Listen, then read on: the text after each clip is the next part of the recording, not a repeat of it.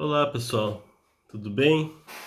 Vocês que acompanham o nosso canal no YouTube, o Camp Renato, o nosso blog Camp Tacos, viram que na semana passada, né, alguns até comentaram a respeito do trajeto que eu fiz de motocicleta do BRT Sorocaba de ponta a ponta, do Campolim até o ponto final lá no Terminal Vitória Régia, depois do Terminal Vitória Régia até o ponto final do Campolim. Tem feito de moto, na ida foram 30 quilômetros, 30 minutos, né, para cumprir o trajeto, e de volta 28 minutos. E na ocasião a velocidade média da moto não ultrapassou os 30 quilômetros por hora, mesmo que o limite das vias oscilasse entre 40 e 50 quilômetros por hora.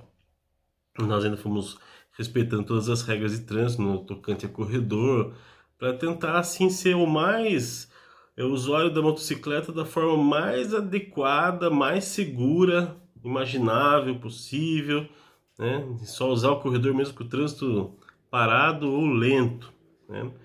E a gente conseguiu esse resultado aí. E daí na quarta-feira a gente fez o trajeto, dessa vez como usuário do BRT. Demorou bem mais, né? Demorou 1 hora para ir e 55 minutos a volta. Uma experiência bem legal. A gente fez o embarque ali no primeiro ponto antes do shopping, né? Depois o ônibus, acredito que acerte o horário, seja realmente o ponto de saída dele ali ao lado do shopping. Eu fui como usuário, né, do transporte coletivo que há muito tempo não utilizava o sistema de Sorocaba. Confesso que ou a gente anda de carro ou de motocicleta, quando muito caminhada, o uso do transporte coletivo atualmente, até agora, setembro de 2020, não faz parte do meu dia a dia. Muito porque é totalmente fora do destino aqui, dos destinos que a gente faz. Então, né? Até, às vezes eu até prefiro ir a pé pro centro ali, para Vila Santana, região da casa dos meus pais, partindo aqui da Zona Oeste. Até gosto de caminhar muito, avaliar as calçadas. Nesse trajeto do BRT, foi interessante notar isso, a questão das calçadas, porque em alguns pontos ela está assim adequada, com concreto, né? Alguns trechos, eu digo, os pontos estão todos em ótimo estado, né? Em a colocação. Mas assim, depois de alguma metragem, a calçada volta a ser um padrão normal. Às vezes tem um buraquinho, tem um ladrilho mal colocado, né? Então a gente notou muito isso, essa questão das calçadas. Notei também que mesmo havendo embarque ou desembarque, e mesmo que não tivesse embarque ou desembarque nos pontos, o ônibus para em todas as estações, né, do Ventavuvu. Talvez a visibilidade do condutor seja prejudicada, né, pelo formato das estações, e ele parou em todas. Mesmo que não tivesse embarque nem desembarque, foi parando em todas durante a nossa viagem, nosso percurso. Então, chegando lá no Terminal Vitória Régia, aguardamos e voltamos no mesmo ônibus, até por conta da questão do horário que a gente tinha feito o deslocamento. Outra questão que eu não notei ganho foi em relação aos semáforos, né? A gente viu aí falar que o ônibus teria o, a prioridade de passagem, mas ele ficou bastante tempo parado em semáforos, região ali da rodoviária, depois na própria Itavuvu. Então, a Itavuvu principalmente, né, que a gente achava que já ia chegar, já ia passar, ainda não está conversando, né? Talvez, acho que o sistema ETS aí, as coisas que são relacionadas a dar essa prioridade ainda não está em funcionamento. Não sei dizer. Mas foi uma experiência bem legal, um ônibus confortável. Infelizmente não consegui conectar o Wi-Fi no meu celular no ônibus. Havia ali as tomadinhas USB todas em funcionamento. A parte de trás, né, a gente sentou lá na parte final do ônibus para ter uma noção geral das ruas, das pessoas transitando, do uso do transporte. E assim, a porção, as duas telas do serviço de comunicação não estavam funcionando, ficaram azul o tempo todo, só as da frente que estavam fazendo uma publicidade institucional do próprio sistema. Mas foi uma experiência que valeu a pena.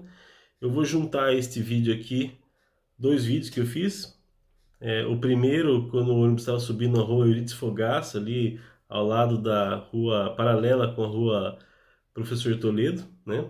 O ônibus não estava completamente cheio, todo mundo sentado, mas assim, aquela subida bem forte mesmo para o veículo. Ele sobe bem lento. O segundo vídeo é quando ele desce a avenida, a rua Professor Toledo. Eu não fiz muito vídeo dentro do ônibus porque tem a questão de você filmar, tem pessoas que não gostam de aparecer, não incomodar, não entrar no dia a dia das pessoas dentro ali do ônibus. Então, optei por não fazer filmagens muito detalhadas, falar dentro do ônibus, né? Antes de sair, eu perguntei para o condutor como que estava o sistema. Ele falou que estava se adequando. E é interessante notar, né, gente?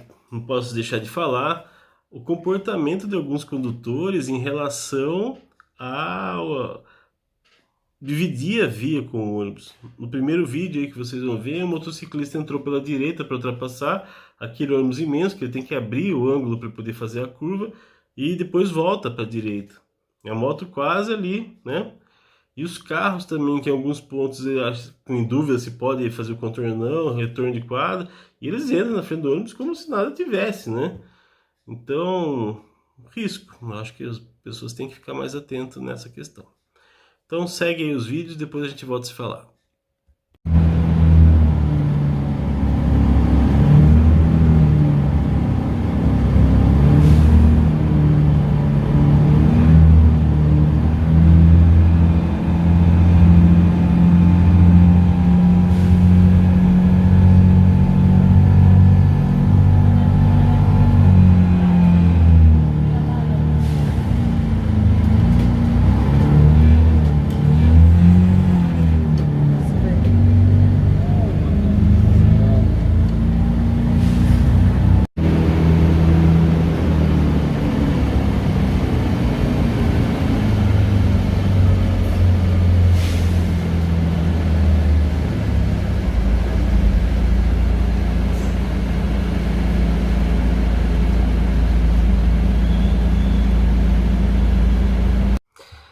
Então, vocês viram aí como foi, né?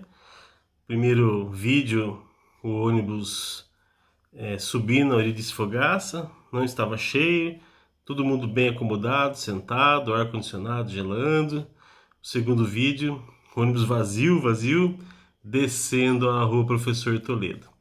Bom, o intuito desse vídeo não é uma crítica, não é fazer qualquer tipo de menção para denegrir o sistema, mas sim para conhecer, né?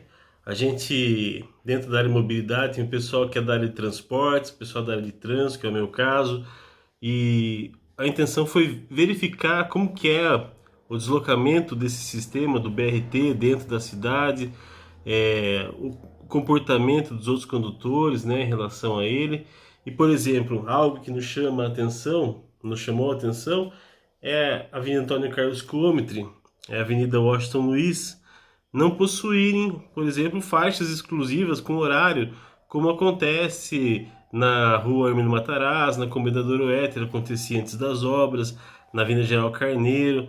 Então chamou atenção não ter a existência dessas faixas ali, porque o BRT ele transita em corredor dentro da Itavuvu e poderia transitar em faixas exclusivas também na Coumetry, que é um corredor, né? Não deixa de ser, na Washington Luiz, que são grandes corredores que ele transita para chegar ao seu destino.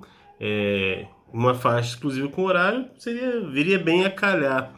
Então é isso, a ideia também mais adiante fazer novamente esse trajeto, esse teste, né, o Mobilitest, como eu chamei aqui, e para ver se houve algum tipo de evolução, alguma mudança, se os ônibus continuam ofertando esse conforto muito bom que a gente pôde notar nessa viagem da quarta-feira.